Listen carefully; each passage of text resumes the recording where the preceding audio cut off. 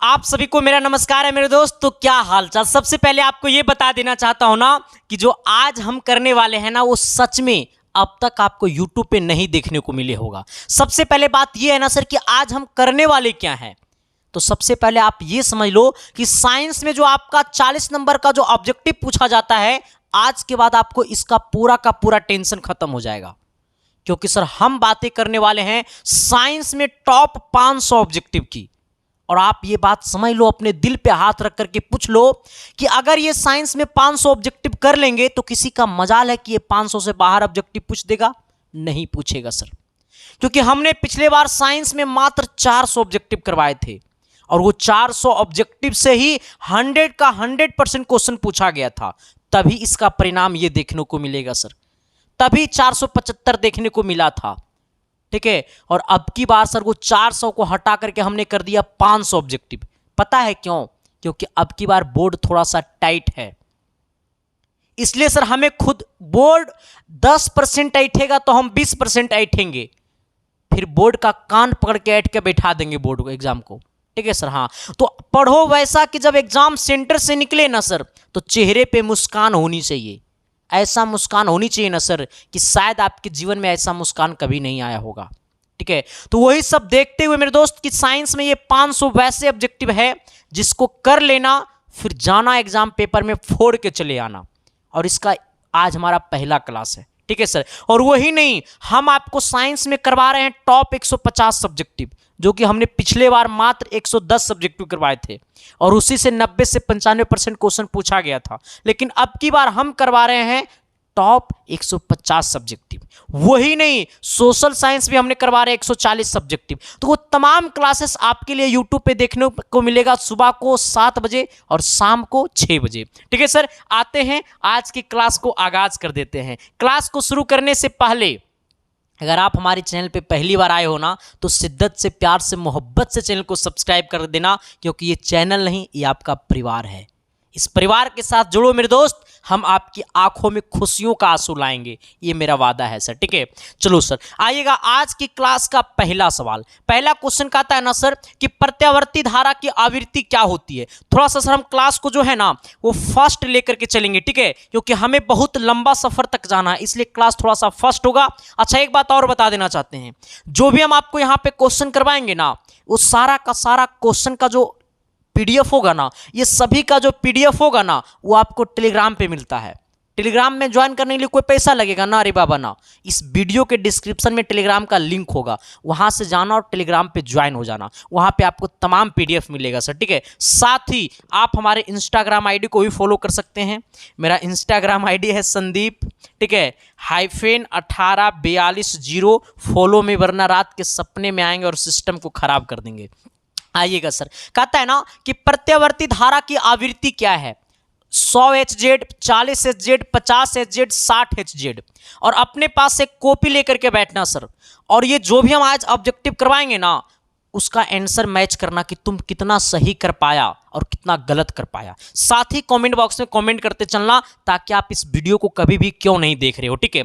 आ जाना। देखो सर, जब आपसे पूछेगा ना आवृत्ति, क्या पूछेगा? आवृत्ति। तो जब आपसे आवृत्ति पूछेगा तो 50 HZ मारिएगा। कितना HZ मारिएगा? 50 HZ मारिएगा। लेकिन नोट में एक बात और लिख लो, जब आपसे पूछेगा कि घरेलू विद्युत परिपथ में कितना वोल्ट की धारा प्रवाहित होती है, जब आपसे पूछेगा घरेलू विद्युत परिपथ में कितना वोल्ट की धारा, तो 220 वोल्ट की प्रभावित होती है, ठीक है, घरेलू विद्युत परिपथ में। हालांकि वो भी सवाल हम आपके लिए लेकर के आए हैं, ठीक है। आइएगा क्वेश्चन नंबर 2 की तरफ। 2 नंबर सवाल क्या कहता है, जरा गौर फरमाइएगा।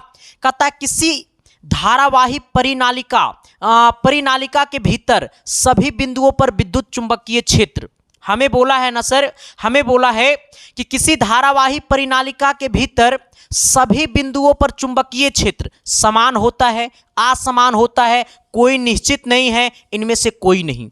सवाल को समझा है क्या बोला है सर? सवाल पता है क्या बोला है? सवाल कहा है ना कि किसी धारावाही परिनालिका के भीतर, धारावाही परिनालिका के भीतर सभी बिंदुओं पर चुंबकीय क्षेत्र, जैसे बोलेगा सभी बिंदुओं पर चुंबकीय क्षेत्र, तो चुंबकीय क्षेत्र जो होता है ना वो हमारा हमेशा क्या होता है? समान होता है। यानी कहने का सेंस है कि ऑप्शन नंबर क्या हो जाएगा? ए हो जाएगा, ठीक है। तो आज के बाद अगर आपसे पूछेगा कि किसी धारावाही परिनालिका के भीतर, अगर बोलेगा धारावाही परिनालिका के भीतर सभी बिंदुओं पर चुंबकीय क्षेत्र, तो सभी बिंदुओं पर चुंबकीय क्षेत्र कैसे होते हैं, तो समान होते हैं, ठीक है। आइएगा सवाल नंबर 3 की तरफ, एकदम सुपर फास्ट एक्सप्रेस की तरह चलेंगे सर, ठीक है। आइएगा, कहता है स्पेक्ट्रम प्राप्त करने के लिए किसका प्रयोग होता है। स्पेक्ट्रम बोले तो पता है किसको स्पेक्ट्रम कहते हैं, देखो इसको हम लोग स्पेक्ट्रम कहते हैं, ठीक है। ये हमारा स्पेक्ट्रम नहीं है, देखो अब स्पेक्ट्रम हम बनाते हैं, ठीक है। देखो स्पेक्ट्रम बनाने के लिए सबसे पहले यहां से वो हम श्वेत प्रकाश देते हैं, ये हमारा क्या है सर, तो ये जो हमारा है ना वो हमारा प्रिज्म है, ठीक है। अब इसको जाना चाहिए था ऐसे, लेकिन ये जो लाइन आपको यहां से जो श्वेत प्रकाश जा रही है इसको जाना चाहिए था सीधे, लेकिन वो सीधे ना जाकर के इस प्रकार से क्या होती है, 7 रंगों में क्या हो जाती है, विभक्त हो जाती है, ठीक है। और जब 7 रंगों में जहां पे विभक्त होती है ना, तो सबसे ऊपर वाला जो रंग होता है वो लाल होता है, और सबसे अधिक मात्रा में जो सबसे नीचे वाला रंग होता है उसको हम लोग क्या कहते हैं, बैगनी कहते हैं। अब मेरी बातों को समझिएगा सर, स्पेक्ट्रम कहां है, तो यहां से अब सोचो ये क्या है सर, तो ये जो हमारा है ना वो आपको क्या है, प्रिज्म है। अब मेरी बातों को समझिएगा, जब श्वेत प्रकाश किसी प्रिज्म से जाती है तो जाने के बाद वो विचलित हो जाती है, और जब विचलित होती है ना सर तो 7 गोल रंग बनाती है। कितने रंग बनाती है, 7 रंग बनाती है, ठीक है। अब समझना, जहां पे 7 रंग बनाती है, जिस पर्दे पे 7 रंग बनाती है उसी पर्दे को हम लोग क्या कहते हैं, उसी पर्दे को हम लोग कहते हैं स्पेक्ट्रम, उसी पर्दा को हम लोग क्या कहते हैं, स्पेक्ट्रम। अब समझना मेरे दोस्त, इसका मतलब ये जो हमारा है वो क्या है, स्पेक्ट्रम। तो इसको प्राप्त करने के लिए हमें किसकी आवश्यकता पड़ी, तो इसको प्राप्त करने के लिए हमको इसकी आवश्यकता पड़ी, तो इसका नाम क्या है सर, तो इसका नाम प्रिज्म है। और एक बात और समझ लेना सर कि प्रिज्म में टोटल 5 सतह होता है। प्रिज्म में कितने सतह होते हैं ये भी पूछेगा ऑब्जेक्टिव में, कि प्रिज्म में कितने सतह होते हैं, तो प्रिज्म में 5 सतह होते हैं, जहां पे 2 सतह जो होता है ना सर वो आपको त्रिभुजाकार होता है, जहां पे 2 सतह कैसे होते हैं, त्रिभुजाकार होते हैं, ठीक है। और 3 सतह जो होता है सर वो आपको आयताकार होता है। कैसा होता है, आयताकार होता है। हमने क्या बोला है सर कि स्पेक्ट्रम प्राप्त करने के लिए किसका प्रयोग किया जाता है, तो स्पेक्ट्रम, देखो ये वाला हमारा स्पेक्ट्रम है, ठीक है। और ये स्पेक्ट्रम, इसको प्राप्त करने के लिए हमें प्रिज्म की आवश्यकता पड़ती है, तो हमारा ऑप्शन क्या हो जाएगा, प्रिज्म हो जाएगा। लेकिन प्रिज्म में जो होते हैं वो टोटल 5 सतह होते हैं, जहां पे 2 गो त्रिभुजाकार होता है और 3 गो क्या होता है, आयताकार होता है, तो उसे नोट कर लेना सर, ठीक है।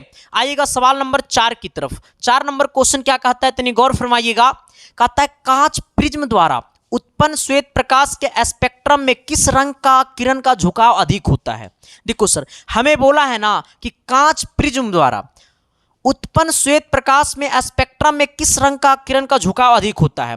जब ये यहां से, जब इस प्रकार से प्रिज्म से श्वेत प्रकाश जाती है, जब ये श्वेत प्रकाश जाती है ना सर, तो ये श्वेत प्रकाश जाने के बाद इसको जाना चाहिए था ऐसे, लेकिन ये मुड़ जाती है ऐसे, तो यहाँ पे 7 गो रंग बनाती है, ठीक है सर। हाँ, ये 7 रंग में सबसे कम जो विचलित करता है ना, जो सबसे कम विचलित करता है वो ये वाला रंग है, तो इस रंग को क्या कहते हैं, लाल कहते हैं सर, ठीक है। क्या कहते हैं, लाल कहते हैं। लेकिन सबसे अधिक जो विचलित करता है इस रंग को क्या कहते हैं, तो बैगनी कहते हैं, ठीक है।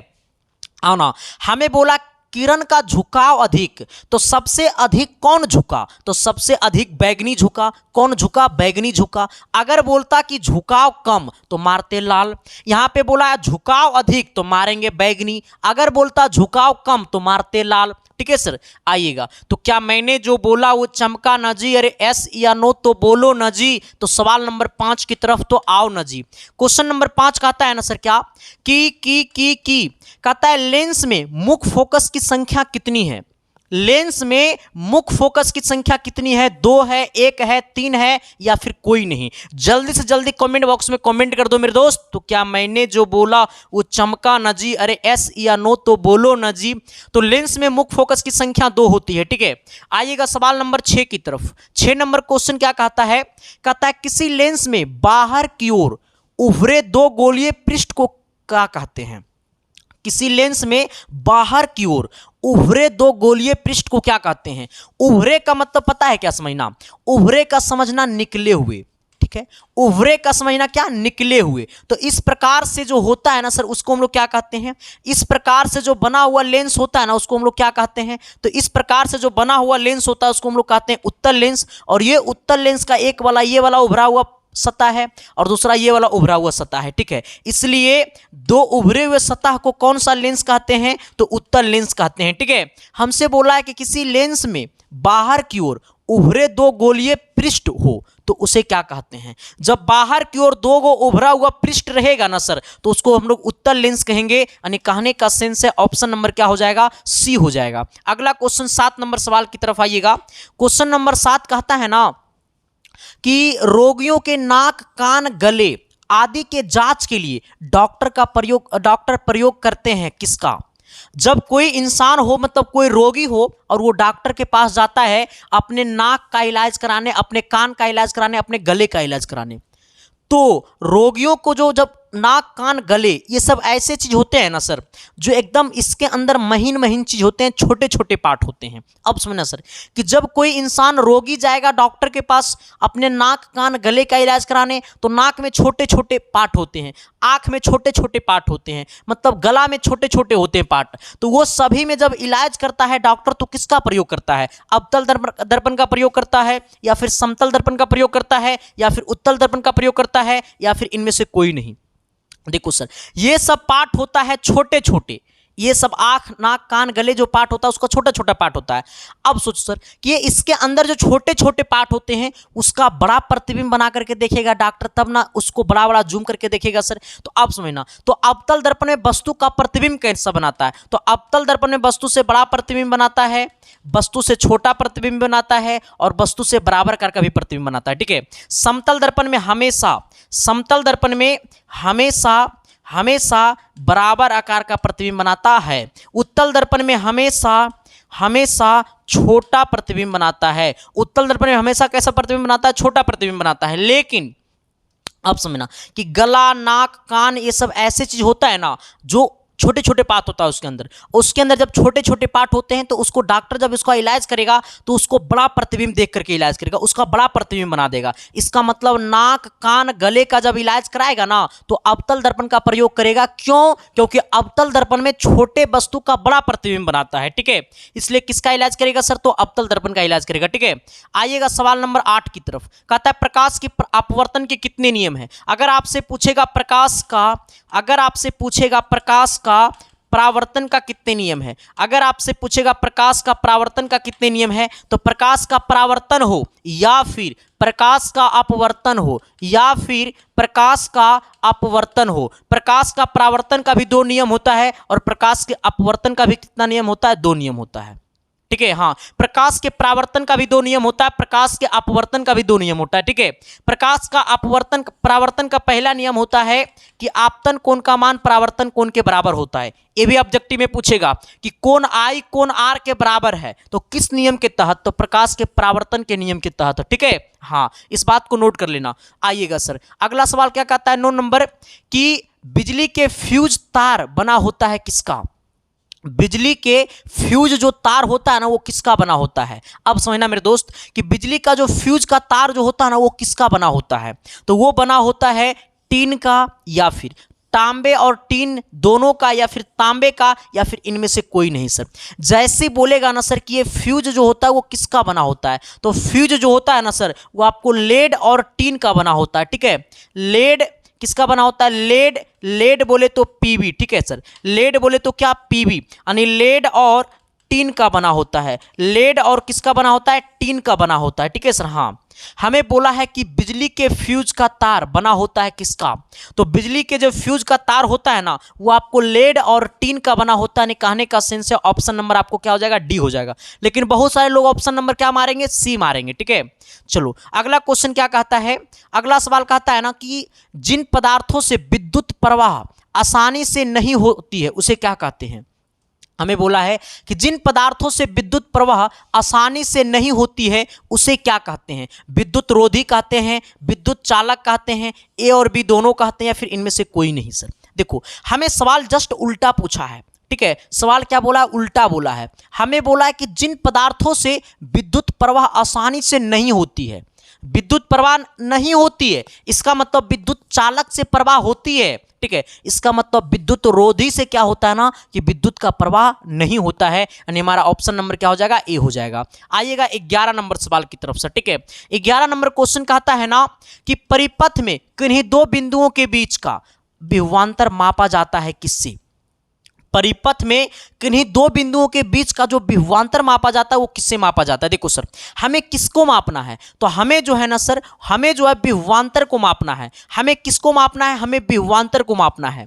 जैसे बोलेगा ना सर कि विभवांतर मापा जाता है, तो विभवांतर जो है सर वो आपको वोल्ट मीटर से मापा जाता है। किससे मापा जाता है, वोल्ट मीटर से मापा जाता है। अगर पूछता ना सर कि धारा किससे मापा जाता है, तो विद्युत धारा जो है ना सर वो आपको आमीटर से मापा जाता है। किससे मापा जाता है, आमीटर से मापा जाता है। ठीक है, हाँ, हमें बोला है ना कि परिपथ में किन्हीं दो बिंदुओं के बीच का विभवांतर मापा जाता है किससे, तो परिपथ में किन्हीं दो बिंदुओं के बीच का जो विभवांतर मापा जाता है वो आपको वोल्ट मीटर से मापा जाता है। यानी वोल्ट मीटर कहने का सेंस है ऑप्शन नंबर सी। अगर बोलता सर कि यहाँ पे विभवांतर हटा करके यहाँ पे अगर धारा को जोड़ देता तो धारा जो मापा जाता है वो आपको आमीटर से मापा जाता है। अब यहाँ पे समझना सर एक बात गुजरा कि ये वोल्ट मीटर का जो एसआई मात्रक होता है ना, इसका एसआई मात्रक जो होता है वो हमारा क्या होता है, वोल्ट होता है। ठीक है, और ये हमारा विद्युत धारा का एसआई मात्रक जो होता है वो हमारा क्या होता है, एम्पियर होता है। ठीक है, इसका एसआई मात्रक क्या होता है सर, ये हमारा एम्पियर होता है। ठीक है, क्या होता है, एम्पियर होता है। तो इसको जरा नोट कर लीजिएगा। आइएगा सवाल नंबर 12 की तरफ। 12 नंबर क्वेश्चन क्या कहता है, जरा गौर कीजिएगा कि निम्न में से किसका अर्थ जल होता है। ये चार ऑप्शन में से किसका अर्थ जो है वो जल होता है, पेट्रोल का या फिर टर्बो का या फिर नाइट्रो का या फिर हाइड्रो का। ये चार ऑप्शन में से किसका अर्थ जो है वो हमारा जल होता है, जरा कमेंट बॉक्स में कमेंट करके बताना सर। जैसे बोलेगा ना सर कि अर्थ होगा जल, अर्थ होगा जल ना सर, तो अर्थ जो है ना वो हमेशा वो हमेशा हाइड्रो का जो अर्थ होता है वो क्या होता है, जल होता है। ठीक है, चलो आता है, कहता है क्या कि ताप बढ़ने पर चालक का प्रतिरोध क्या होता है। हमें क्या बोला कि जब ताप बढ़ेगा तो चालक का प्रतिरोध क्या होता है। देखो सर ऐसे समझना कि जब ताप बढ़ेगा तो प्रतिरोध क्या होगा। जब ताप बढ़ेगा सर, देखो मेरी बातों को समझना सर, हम अभी सपोज मानो कि ये गाड़ी यहाँ पे है। ठीक है, ये गाड़ी है, इस पर जो है ना सर हम 10 न्यूटन का फोर्स लगा रहे हैं। ये गाड़ी पे हमने कितना न्यूटन का फोर्स लगा रहा है, तो ये गाड़ी को हम ना सर 10 न्यूटन का फोर्स लगा रहे हैं। तो ये गाड़ी जो है वो हमारा 10 मीटर प्रति सेकेंड की वेग से भाग रही है। ठीक है, ये गाड़ी पे हमने 10 न्यूटन का फोर्स लगा रहे हैं, तो ये गाड़ी 10 मीटर प्रति सेकेंड की स्पीड से भाग रही है। अब ये गाड़ी पे हमने 100 न्यूटन का फोर्स लगा दिया, तो क्या ये गाड़ी और 100 मीटर प्रति सेकेंड की स्पीड से भागेगा कि नहीं भागेगा, क्योंकि जैसा ही इसमें हम फोर्स लगाएंगे मतलब इसको ज्यादा मात्रा में ठेलेंगे तो ये ज्यादा स्पीड भागेगा। ठीक उसी प्रकार से जब ताप बढ़ाएंगे तो प्रतिरोध बढ़ेगा और जब ताप घटाएंगे तो प्रतिरोध घटेगा। तो ये भी नोट कर लेना कि ताप बढ़ने पर चालक का प्रतिरोध क्या होता है, बढ़ता है। अगर बोलेगा कि सर ताप घटने पर चालक का प्रतिरोध क्या होता है, तो घटता है। इस बात को नोट कर लेना। हमने क्या बोला है कि जब ताप बढ़ेगा तो चालक का प्रतिरोध बढ़ेगा और जब ताप घटेगा तो चालक का प्रतिरोध घटेगा। ठीक है, तो हमें बोला है कि ताप बढ़ने पर चालक का प्रतिरोध क्या होता है, तो बढ़ता है। आइएगा अगला कहता है कि प्रकाश क्या है। हमें बोला है प्रकाश क्या है, तो कहता है प्रकाश क्या है, कणों का प्रवाह है या फिर आंखों को प्रभावित करने वाली ऊर्जा है या फिर तापक्रम बढ़ाने वाली ऊर्जा है या फिर इनमें से कोई नहीं। क्या है सर, प्रकाश क्या है। अब मेरी बातों को समझिएगा। बोलेगा प्रकाश क्या है सर, तो कणों का प्रवाह है, गलत बात। आंखों को प्रभावित करने वाली ऊर्जा है, सही बात। प्रकाश जो है ना सर वो हमारा आंखों को प्रभावित करने वाली क्या है, एक ऊर्जा है। ठीक है, मतलब एक प्रकार से प्रकाश जो एक प्रकार से हमारा एनर्जी है। ठीक है, आइएगा अगले सवाल की तरफ आइएगा। हमारा 15 नंबर क्वेश्चन। 15 नंबर सवाल क्या कहता है कि स्थिर विद्युत में आवेश है।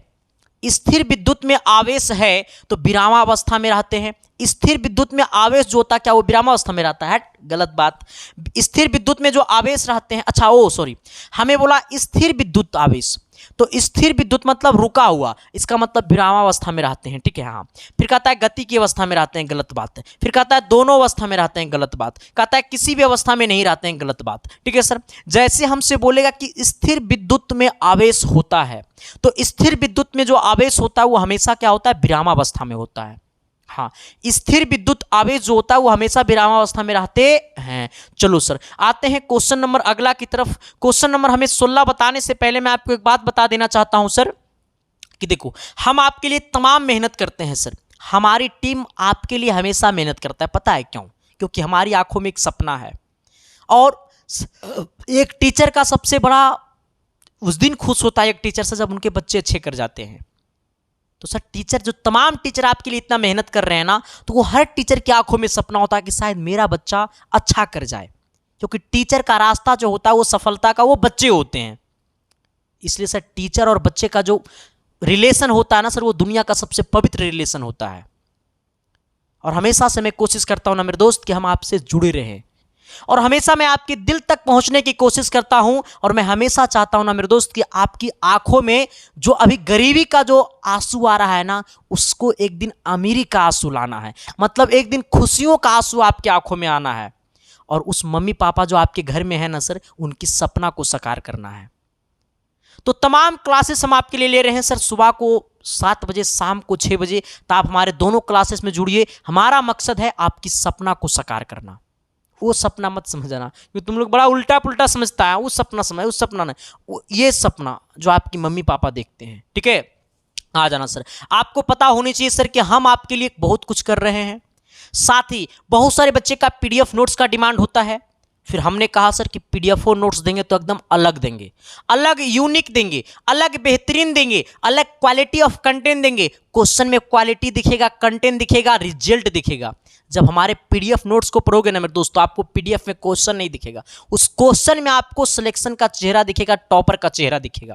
क्योंकि मेरे दोस्त, हमने जो पूरा का पूरा सब्जेक्ट का आपको एक बार में मिलेगा, पूरे का पूरे सब्जेक्ट का पीडीएफ नोट्स। सिर्फ मैथ और नॉन हिंदी का नहीं मिलेगा, बाकी साइंस हो गया, सोशल साइंस हो गया, हिंदी बुक और ग्रामर हो गया, इंग्लिश बुक और ग्रामर हो गया, संस्कृत बुक और ग्रामर हो गया, या फिर वीवीआई गेस क्वेश्चन हो गया। चाहे वो top 140 subjective question social science का हो, चाहे 150 सब्जेक्टिव क्वेश्चन साइंस का हो, वो तमाम पीडीएफ और जो सारे क्लासेस चलेंगे वो सभी का पीडीएफ नोट्स आपको वो उम्मीद व्हाट्सएप ग्रुप में मिलता है।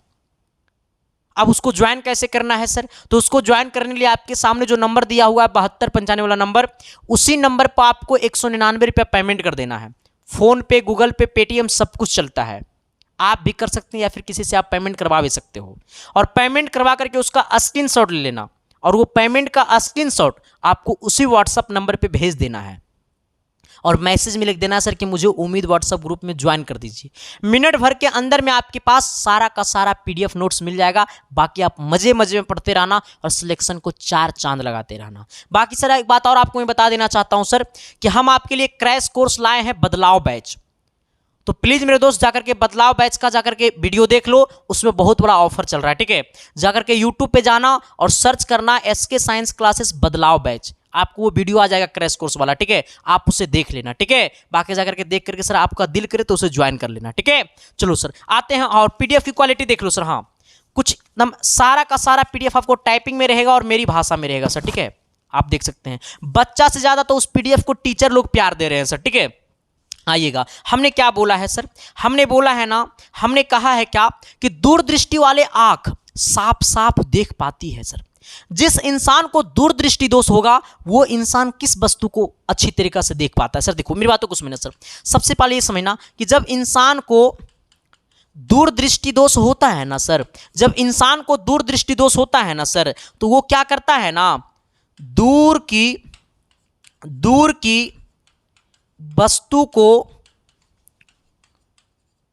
साफ साफ देख सकती है। ठीक है, लेकिन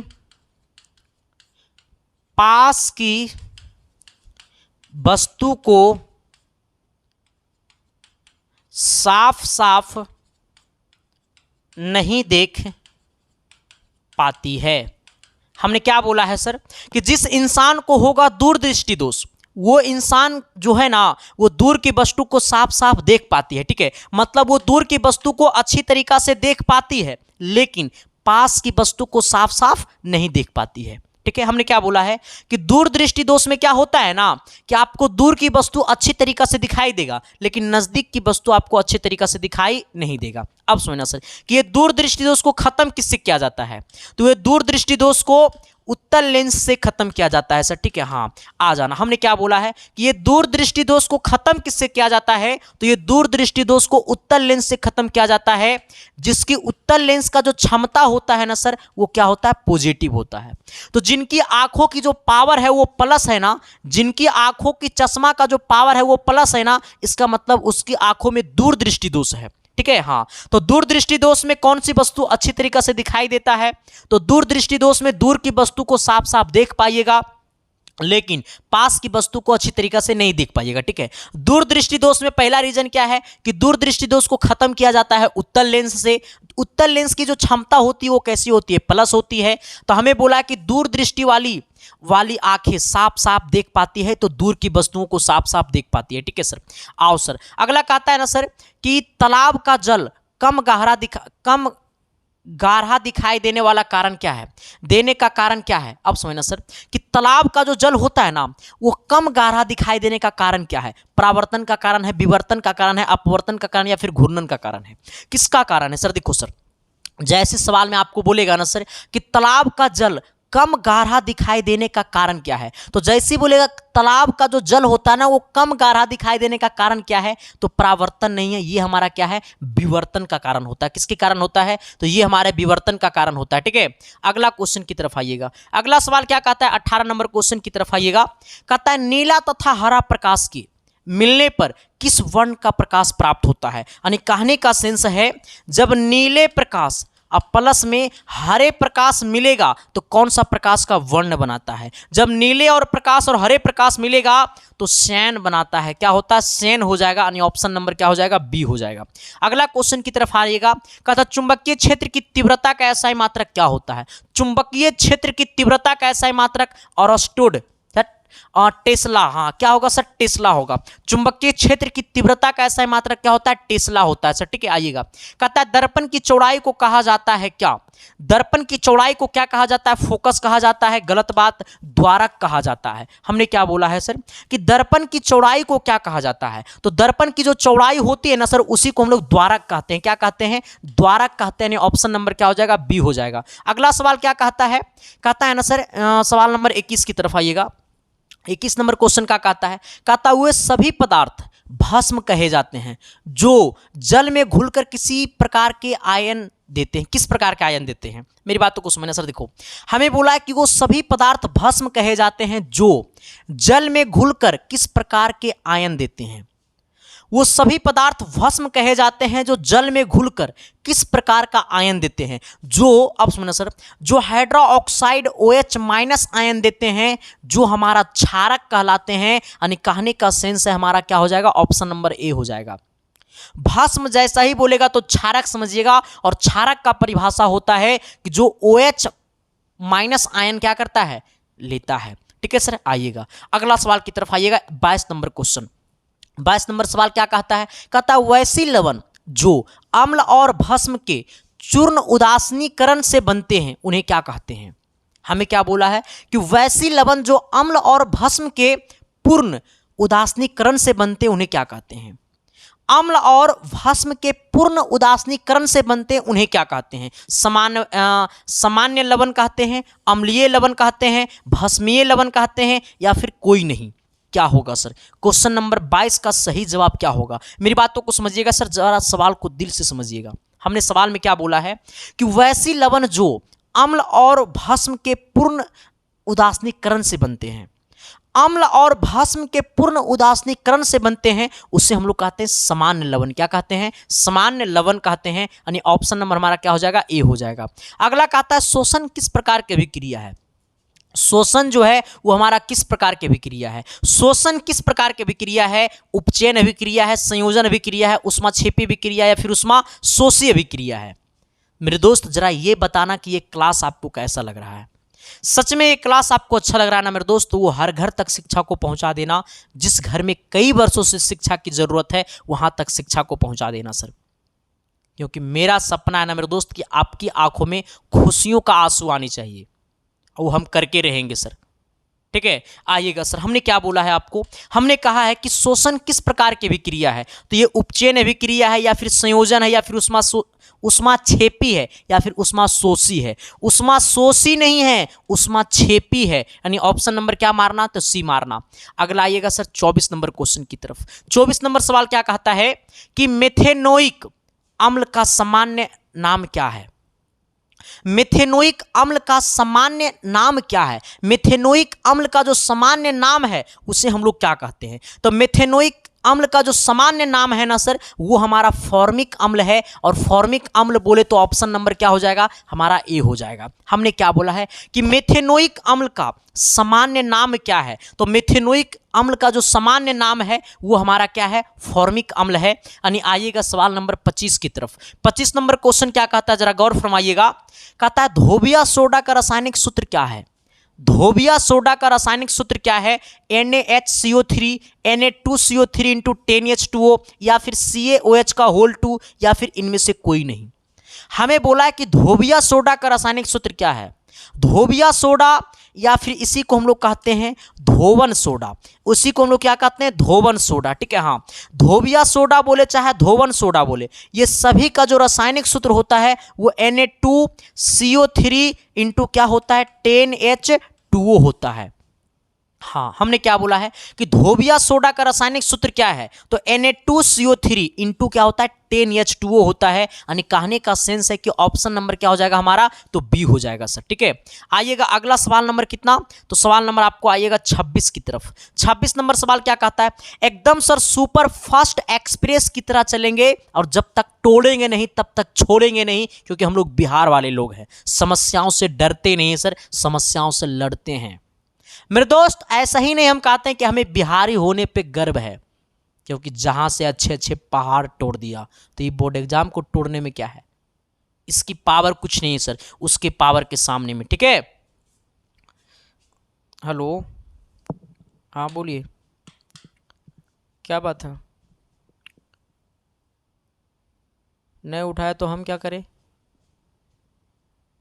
क्या दोबारा काउंसलिंग होता है, रखिए कॉल। अब जरा आइएगा सर, हमने क्या बोला है, हमने क्या कहा, हमने कहा ना सर कि हीलियम परमाणु के बाहरी कक्षा में कितने इलेक्ट्रॉन हो रहते हैं। देखो सर, आपको यह पता होना चाहिए कि हीलियम का जो परमाणु संख्या होता है ना, वो हमारा 2 होता है। तो हीलियम का जब परमाणु संख्या 2 होता है तो इसका इलेक्ट्रॉनिक विन्यास जो होता है ना, इसका इलेक्ट्रॉनिक विन्यास जो होता है ना सर, वो हमारा क्या होता है, 1s2 होता है सर। ठीक है, अब आइएगा, हीलियम के 2 परमाणु संख्या होते हैं, इसका इलेक्ट्रॉनिक विन्यास 1s2 होता है। और 1s2 जो होता है ना सर, वो फुल इलेक्ट्रॉन होते हैं, 72 कक्षा में फुल इलेक्ट्रॉन होते हैं। यानी कहने का सेंस से क्या हो जाएगा, हमारा 2 हो जाएगा, 1s2 कहने का मतलब 2 हो जाएगा। ठीक है, अगला आइएगा, कहता है जल में घुलनशील भस्म क्या कहलाते हैं। जल में घुलनशील भस्म क्या कहलाते हैं, क्षार कहलाते हैं, क्षारक कहलाते हैं, क्षारण कहलाते हैं या फिर संरक्षण कहलाते हैं, संक्षारण कहलाते हैं, क्या कहलाते हैं। सवाल नंबर 27 बहुत आसान है सर। सच में मेरे दोस्त, अगर सच में आप क्लास 10th के स्टूडेंट हैं ना, तो ये क्वेश्चन आपको कमेंट करना बनता है, क्योंकि ये क्वेश्चन एकदम आसान है सर। इस सवाल में ना तो कोई ताकत है, ना तो कोई जान है, ना तो कोई जोश है, ना तो कोई जुनून है, ना तो इस क्वेश्चन की कोई औकात है। लेकिन ये सवाल आपके एग्जाम में पूछता है, क्योंकि आपके एग्जाम में तीनों टाइप का सवाल पूछता है। इजी सवाल भी पूछता है, मीडियम सवाल भी पूछता है, हार्ड सवाल भी पूछता है। और इस संदीप कुमार आपको वो तीनों टाइप का क्वेश्चन करवाएगा, क्योंकि मेरा मकसद है कि हम पढ़ाएंगे वही जो आपका एग्जाम पूछता है, और आपका एग्जाम पूछा तो वही है वही जो संदीप कुमार पढ़ावत है, ये भी मेरा वादा है सर। ठीक है, हमने क्या कहा सर कि जल में घुलनशील भस्म क्या कहलाते हैं। जल में जो घुलनशील भस्म होते हैं ना, उससे हम लोग क्या कहते हैं, क्षार कहते हैं। क्या कहते हैं, क्षार कहते हैं। ठीक है, अगला आइएगा सर क्वेश्चन नंबर 28 की तरफ। 28 नंबर सवाल क्या कहता है कि एक्जोलिक अम्ल, एक्जोलिक अम्ल का प्राकृतिक स्रोत निम्नलिखित में कौन है। एक्जोलिक अम्ल का जो प्राकृतिक स्रोत है ना, वो निम्नलिखित में कौन है। संतरा है, टमाटर है, सिरका है, इमली है। एक्जोलिक अम्ल किसमें पाया जाता है, पहले हमको ये समझना है कि एक्जोलिक अम्ल पाया किस में जाता है सर। तो एक्जोलिक अम्ल जो होता है वो संतरा में नहीं पाया जाता है, सिरका में नहीं पाया जाता है, इमली में नहीं पाया जाता, ये हमारा टमाटर में पाया जाता है। इसीलिए हमसे बोला कि एक्जोलिक अम्ल का प्राकृतिक स्रोत निम्नलिखित में कौन है। तो एक्जोलिक अम्ल का जो प्राकृतिक स्रोत है वो हमारा टमाटर है, क्योंकि टमाटर में एक्जोलिक अम्ल पाया जाता है। ठीक है, चलो सर आइएगा 29 नंबर क्वेश्चन की तरफ। 29 नंबर सवाल क्या कहता है कि निम्न में से किस धातु का गलनांक सबसे कम होता है। हमें बोला है कि किस धातु का गलनांक सबसे कम होता है, एल्युमिनियम का होता है या फिर सोडियम का होता है, फिर या एयू का होता है या फिर एफई का होता है। देखो सर, हमें जैसे ही बोलेगा गलनांक सबसे कम, तो गलनांक जो सबसे हमें कम नहीं बोला, सिर्फ बोला गलनांक कम, तो आपको सोडियम मारना है। ठीक है, किस धातु का गलनांक सबसे कम होता है, तो सोडियम मारना। ठीक है, अब यही पूछेगा कि किस धातु को, कौन धातु है जो जिसे चाकू से काटा जाता है। ठीक है, अब बोलेगा ना सर कि कौन सी धातु है जिसे चाकू से काटा जाता है, तो सबसे पहले आपको सोडियम मिलेगा। ठीक है सर, हाँ ये भी आप नोट कर लेना कि कौन सी धातु है जिसे चाकू से काटा जाता है, तो वो हमारा कौन सी धातु है, तो वो सोडियम है। ठीक है, इसे जरा आप लोग नोट कर लीजिएगा। ठीक है, चलो सर आइएगा सवाल नंबर अगला की तरफ। कहता है उपचयन और अपचयन अभिक्रिया को क्या कहते हैं। उपचयन और अपचयन अभिक्रिया को क्या कहते हैं, रेडॉक्स अभिक्रिया कहते हैं, उष्मा शोषी अभिक्रिया कहते हैं, उष्माक्षेपी अभिक्रिया कहते हैं, अवक्षेपण अभिक्रिया कहते हैं, क्या कहते हैं। हमें बोला है कि उपचयन और अपचयन अभिक्रिया को क्या कहते हैं, उपचयन और अपचयन अभिक्रिया को क्या कहते हैं, तो रेडॉक्स अभिक्रिया कहते हैं। ठीक है, उपचयन और अपचयन अभिक्रिया को क्या कहते हैं, तो रेडॉक्स अभिक्रिया कहते हैं। यानी कहने का सेंस है कि ऑप्शन नंबर क्या हो जाएगा, ए हो जाएगा सर। अगला क्या कहता है 31 नंबर क्वेश्चन की तरफ। 31 नंबर सवाल कहता है ना सर कि कौन धातु है जिसका दहन चमकदार श्वेत ज्वाला के साथ संपन्न होता है। हमने क्या बोला है कि कौन धातु है जिसका दहन चमकदार श्वेत ज्वाला के साथ संपन्न होता है। हमने क्या कहा सर कि कौन धातु है जिसका दहन चमकदार श्वेत ज्वाला के साथ संपन्न होता है। वो Fe है या फिर एल्युमिनियम है या फिर मैग्नीशियम है या फिर कैल्शियम है, वो कौन सी धातु है मेरे दोस्त, जरा कमेंट करना सर। देखो जैसे सवाल में आपको बोलेगा कि कौन धातु है जिसका दहन चमकदार श्वेत ज्वाला के साथ होता है, मतलब इसका दहन भी होता है ना, तो चमकदार श्वेत ज्वाला के साथ होता है, तो आपको Fe नहीं होगा, एल्युमिनियम नहीं होगा, वो हमारा क्या होगा, मैग्नीशियम होगा। यानी कहने का सेंस है कि ऑप्शन नंबर क्या हो जाएगा, सी हो जाएगा। चलो कोई दिक्कत किसी को यहां तक में। आइएगा सवाल नंबर कितना 32 की तरफ। 32 नंबर क्वेश्चन क्या कहता है, टैनिन मुख्यतः कहां जमा होता है। टैनिन मुख्यतः कहां जमा होता है, टैनिन जो होता है सर वो मुख्यतः कहां जमा होता है, मतलब वृक्ष के छाल में, पुराने जाइलम में, या फिर पुराने फ्लोएम में, या फिर जड़ों में। जैसी बोला कि टैनिन मुख्यतः कहां जमा होता है, तो टैनिन जो है सर वो हमारा वृक्ष के छाल में होता है। जैसे बोला कि टैनिन कहां होता है जमा, तो वृक्ष के छाल में होता है। कहता है हृदय का पेस मेकर कहते हैं क्या, हृदय का पेस मेकर किसे कहते हैं। हमें बोला कि हृदय का पेस मेकर किसे कहते हैं, हृदय का पेस मेकर कहा जाता है किसको, SA नोडा को, या फिर AB नोडा को, या फिर हिस का बादल को, या फिर पुरकी तंतु को, किसको कहा जाता है।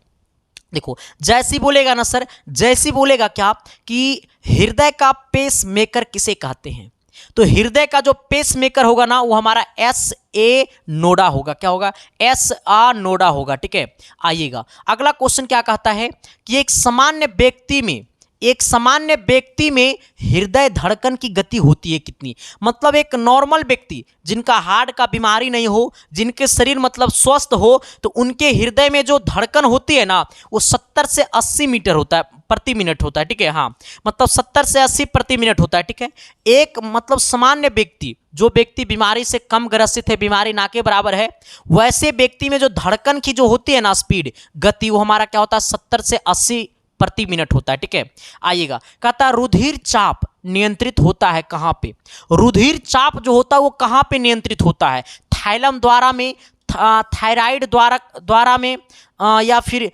एंडिनल द्वारा में, या फिर विल्सन द्वारा में, किस में होता है सर।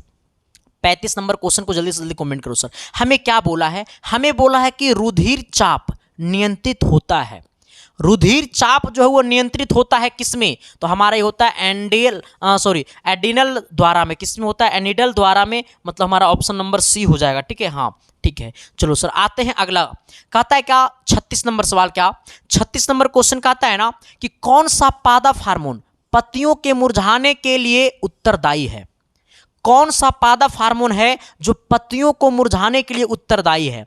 जिस पेड़ पौधे के पत्ते में ऑक्सीजन सही मात्रा में नहीं पहुंच पाएगा ना सर, तो वो पेड़ पौधे मतलब पेड़ पौधा का पत्तियां मुरझाएगा, यानी इसका सही उत्तरदायी जो होगा वो हमारा क्या होगा, ऑक्सीजन होगा, ना कि साइट्रोकाइनिन होगा, ना कि एब्सिसिक अम्ल होगा, ना कि जिब्रेलिन होगा। ठीक है, आइएगा सर अगला, आइएगा 37 नंबर क्वेश्चन की तरफ। 37 नंबर सवाल क्या कहता है, 37 नंबर सवाल बोलता है ना कि पत्तियों में गैसों का आदान प्रदान कहाँ होता है।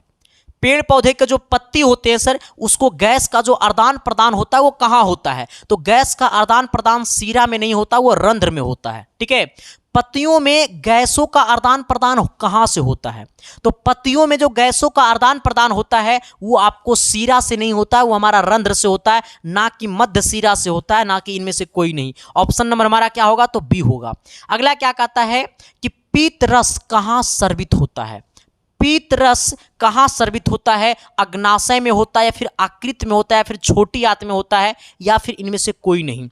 हमें बोला है ना सर क्या कि पीत रस, पिता रस मत बोल देना, पीत रस, पीत रस कहाँ स्रावित होता है, तो ये आपको अग्नाशय में होता है। कहाँ होता है, अग्नाशय में होता है, यानी हमारा ऑप्शन नंबर क्या हो जाएगा, ए हो जाएगा। ठीक है, तो आपसे बोलेगा कि पित्त रस कहाँ स्रावित होता है, तो अग्नाशय में होता है। ठीक है, चलो सर आइएगा अगला 39 नंबर क्वेश्चन की तरफ। क्या कहता है कि कवक में पोषण की कौन सी विधि पाई जाती है। कवक में पोषण की कौन सी विधि पाई जाती है, मृतजीवी विधि पाई जाती है, समभोजी विधि पाई जाती है, स्वापोषी विधि पाई जाती है, या इनमें से कोई नहीं। हमें बोला है कि कवक में पोषण की कौन सी विधि पाई जाती है। जब आपसे बोलेगा कि कवक में पोषण की कौन सी विधि पाई जाती है, तो कवक में पोषण की ना तो समभोजी पाए जाते हैं, ना तो स्वयपोषी पाई जाती है, इसमें आपको मृतजीवी पाई जाती है। हमारा ऑप्शन नंबर क्या हो जाएगा, आपको ए हो जाएगा। अगला कहता है कि प्रकाश का न्यूनतम तरंग दैर्घ्य क्या होता है। प्रकाश का जो न्यूनतम तरंग दैर्घ्य होता है ना, वो हमारा कितना होता है, आपको 555 nm होता है, नैनोमीटर होता है, या फिर 380 नैनोमीटर होता है, या फिर 100 नैनोमीटर होता है, या फिर 760 नैनोमीटर होता है, क्या होता है, जल्दी जल्दी कमेंट करो सर। हमें बोला कि प्रकाश का न्यूनतम तरंग दैर्घ्य क्या है, 380 नैनोमीटर है। ठीक है, यानी हमारा ऑप्शन नंबर क्या हो जाएगा, बी हो जाएगा। अगला क्या कहता है, अगला क्वेश्चन कहता है ना मेरे दोस्त कि यदि कोई प्रतिरोध समांतर हो तो उनका समतुल्य प्रतिरोध क्या होगा। सपोर्टेड मान लो सर कि हमारे पास कोई प्रतिरोध है इस प्रकार से। ठीक है, मान लो पहला प्रतिरोध हमारा ये R1 है।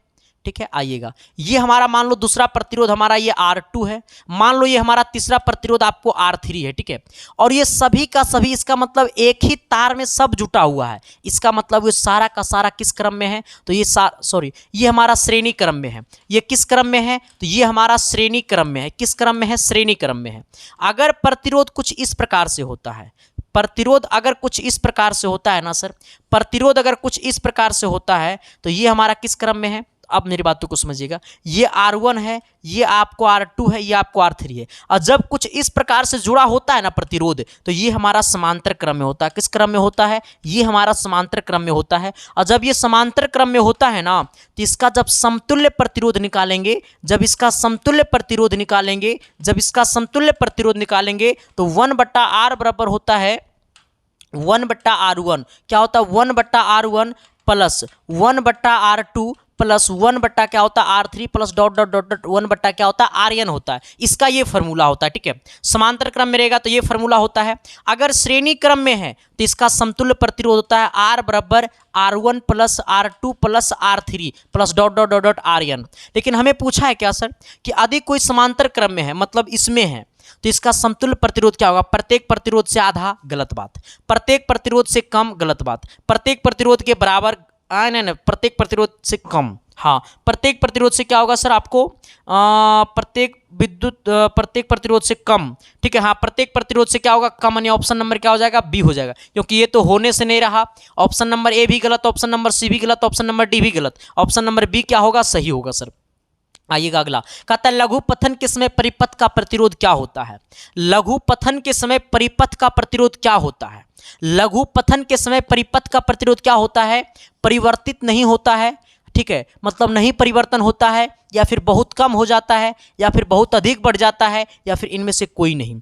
तो जब बोलेगा कि लघु पथन के समय परिपथ में विद्युत प्रतिरोध क्या होता है, लघु पथन कब होता है, जब शॉर्ट सर्किट होता है तब लघु पथन होता है, ठीक है। तो उस टाइम में क्या होता है, बहुत कम हो जाता है, ठीक है। आइएगा अगला क्या कहता है कि सौर ऊर्जा को सीधे विद्युत में बदलने वाली युक्ति को क्या कहते हैं।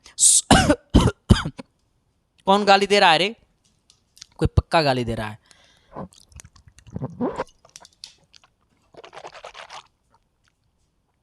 हाँ चलिए सर, आइएगा हम लोग अपनी दुनिया में आते हैं। सवाल नंबर 43 को देखते हैं, ठीक है। 43 नंबर क्वेश्चन क्या कहता है, 43 है ना रे, हाँ आइएगा। कहता है सौर ऊर्जा को सीधे विद्युत में बदलने वाली युक्ति को क्या कहते हैं। तो सौर ऊर्जा को विद्युत में बदलने वाली युक्ति को क्या कहते हैं सर, तो आपको सौर सेल कहते हैं। क्या कहते हैं, सौर सेल कहते हैं। ऑप्शन नंबर क्या हो जाएगा, सी हो जाएगा। आइएगा अगला क्वेश्चन क्या कहता है सर कि पवन चक्की में उपयोगी ऊर्जा प्राप्त करने के लिए पवन की न्यूनतम वेग होनी चाहिए कितना। तो पवन की जो न्यूनतम वेग होनी चाहिए वो आपको 20 किलोमीटर प्रति घंटा होनी चाहिए, ठीक है। आइएगा अगला क्या कहता है कि धातुओं में धारावाहक होता है, धातुओं में धारावाहक होता है। तो धातुओं में जो धारावाहक होता है ना, धातुओं में जो धारावाहक होता है वो प्रोटॉन नहीं होता है, मुक्त इलेक्ट्रॉन होता है, ठीक है। यानी हमारा ऑप्शन नंबर क्या हो जाएगा, बी हो जाएगा, क्योंकि प्रोटॉन के पास प्लस चार्ज होता है, ठीक है, और इलेक्ट्रॉन के पास माइनस चार्ज होता है, तो मुक्त इलेक्ट्रॉन यहाँ पे होगा, ठीक है, केवल इलेक्ट्रॉन होगा, मुक्त इलेक्ट्रॉन।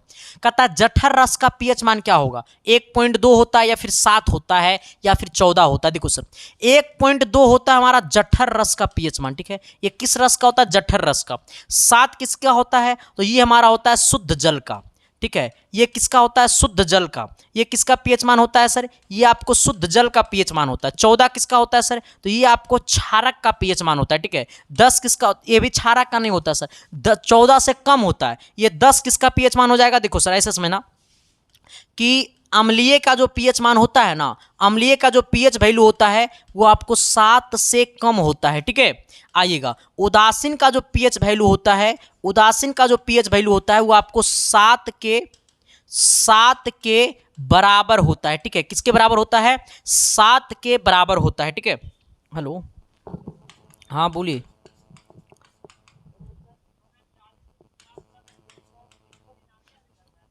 हाँ 199 लग रहा है। हाँ उसी नंबर पे पेमेंट करके स्क्रीनशॉट भेज दीजिए। नहीं जी वो सब यहाँ नहीं होता है। अब जरा आइएगा यहाँ पे देखना है कि हमें क्या बोले हैं कि अम्लीय पीएच 7 से कम होता है, उदासीन पीएच 7 के बराबर होता है, क्षारीय का जो पीएच मान होता है वो 7 से अधिक होता है, और 14 से कम होता है। 10 हमारा क्षारीय हो जाएगा। लेकिन हमसे पूछा जठर रस का पीएच मान, तो जठर रस का पीएच मान 1.2 होता है, ठीक है। चलो सर अगला कहता है कि पित्तल किसका मिश्र धातु है। पित्तल जो है वो क्या है, किसका उदाहरण है, तो पित्तल एक मिश्र धातु है। किसका किसका मिश्र धातु आपको ये बताना पड़ेगा सर। पित्तल जो है वो किसका किसका मिश्र धातु है, जरा कमेंट बॉक्स में कमेंट कर देना। कहता है निम्नलिखित में से किस धातु का वायु प्रभाव नहीं पड़ता है, किस धातु पे वायु का प्रभाव नहीं पड़ता है सर। देखो सर कौन सा धातु है जिसका वायु पर कोई प्रभाव नहीं पड़ता है। सोना जो होता है सर उसका वायु में कोई प्रभाव नहीं पड़ता। अगर वायु में प्रभाव पड़ता है ना तो सोना को जब हवा में लेकर के आते मतलब पहनते तो वो काला हो जाता, भूरा हो जाता, उजला हो जाता, लेकिन जौ का त्यों रहता, तो सोना में कोई प्रभाव नहीं पड़ता है। सोडियम जब वायु में लाओगे तो ये लहक जाता है सर। लोहा जब पानी पड़ता है तो ये जंक लग जाता है सर। तांबा भी प्रभाव पड़ जाता है सर, लेकिन हमारा सोना जो होता है उसका कोई प्रभाव नहीं पड़ता, ठीक है। अगला कहता है निम्नलिखित में से पीएच का कौन सा मान क्षारक विलयन बताता है। हमने भी जस्ट आपको पढ़ाया है कि अम्ल का पीएच मान 7 से कम होता है, उदासीन का पीएच मान 7 के बराबर होता है, क्षारक का पीएच मान 7 से अधिक होता है। तो 7 से अधिक 13 है, ठीक है, हो जाएगा। कहता है वर्ग 1 के तत्व कहलाते हैं क्या। वर्ग 1 का जो तत्व होता है वो हमारा क्या कहलाता है, क्षार धातु कहलाता है। ऑप्शन नंबर क्या हो जाएगा, बी हो जाएगा। तो आज तक का क्लास इतना ही रहेगा सर। अब आपको ये बताना होगा कि ये क्लास आपको कैसा लगा, और सच में मेरे दोस्त आपको ये बताना होगा कि आप कितने क्वेश्चन को सही जवाब दिए थे। कितने बच्चों को 50 में 50 सही रहा, कितने बच्चों को 50 में 49 सही रहा, 48 सही रहा, 30 सही रहा, 40 प्लस सही रहा, 20 प्लस सही रहा, 10 प्लस सही रहा। जिनका 10 प्लस भी सही है ना तो बस ये 500 क्वेश्चन को तुम रट लेना। अगर तुम्हारे एग्जाम में इतना से एक भी सवाल बाहर आ जाएगा ना मेरे दोस्त तो अपने दिल से हमें बाहर कर देना। ठीक है सर, इतना खुला चैलेंज वाला क्लास मैं देता हूं सर। तो वो हमें कब मिलता है मोटिवेशन, जब आपका प्यार, आपका सपोर्ट, आपका कमेंट जब देखता हूं ना मेरे दोस्त, तो मुझे लगता है सर कि मैं सोना नहीं है, हमें जागना है और आप सबको एक अलग जगह पहुंचाना है मेरे दोस्त, ठीक है, क्योंकि बहुत सारे बच्चों को उम्मीदें हमसे जुड़ी हुई है, उस उम्मीदों को पूरा करना है मेरे दोस्त, ठीक है। तो बस देखते रहना है इसके साइंस क्लासेस। ये क्लास कैसा लगा जरा कमेंट बॉक्स में कमेंट करके बताना। चैनल पे पहली बार आए हो तो शिद्दत से, प्यार से, मोहब्बत से चैनल को सब्सक्राइब कर देना। बाकी थैंक यू, लव यू, मिलते हैं सर कल की क्लास में, तब तक के लिए बाय।